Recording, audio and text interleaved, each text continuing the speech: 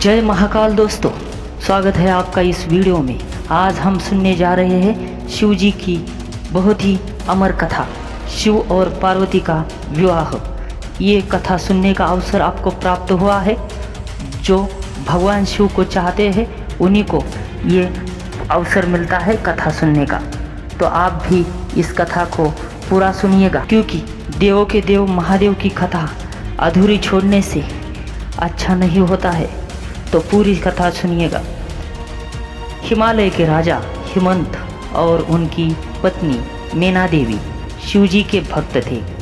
उनकी इच्छा एक ऐसी पुत्री पाने की थी जिसका विवाह में शिवजी के साथ कर सके। मैना देवी ने शिवजी की पत्नी गौरी देवी को प्रसन्न करने के लिए कठोर तपस्या शुरू कर दी। कई दिनों तक वह बिना खाए पिए तप करती रही। गौरी देवी ने प्रसन्न होकर मैना देवी की बेटी के रूप में जन्म लेने का वचन दिया।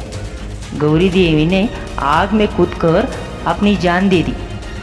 इसके बाद उन्होंने मैना देवी की बेटी के रूप में जन्म लिया, जिसका नाम पार्वती रखा गया। पार्वती ने जब बोलना शुरू किया तो उनके मुंह में पहला शब्द शिव ही निकला। बड़ी होकर वो बहुत सुंदर युवती बनी। इस बीच शिवजी ने अपनी पत्नी की मृत्यु से दुखी होकर लंबा ध्यान शुरू कर दिया था।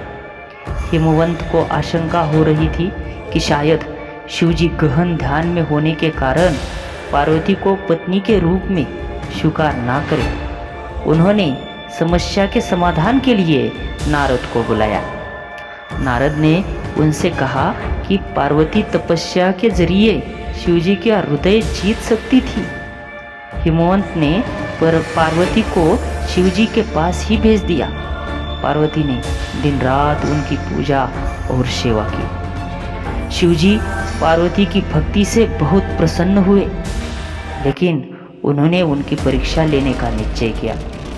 उन्होंने युवा ब्राह्मण का रूप धारण कर लिया और पार्वती के पास जाकर कहने लगे कि भिखारी की तरह रहने वाले शिवजी से विवाह करना सही नहीं होगा।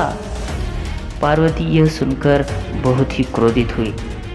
उन्होंने स्पष्ट कह दिया कि वे शिव को छोड़कर और किसी के साथ विवाह नहीं करेंगी।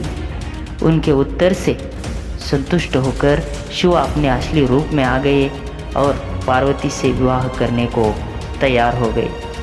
हिमवंत ने धूमधाम से दोनों का विवाह कर दिया। तो मित्रों, ये था शिवजी और पार्वती जी का विवाह की कथा। अगर आपको ये कथा अच्छी लगी होगी तो चैनल को अवश्य सब्सक्राइब कर दीजिएगा। और आपके मन में भी कुछ इस ख्याल आते होंगे, इसके बारे में कुछ ख्याल आते होंगे तो कमेंट में ज़रूर लिख दीजिएगा। जय महाकाल।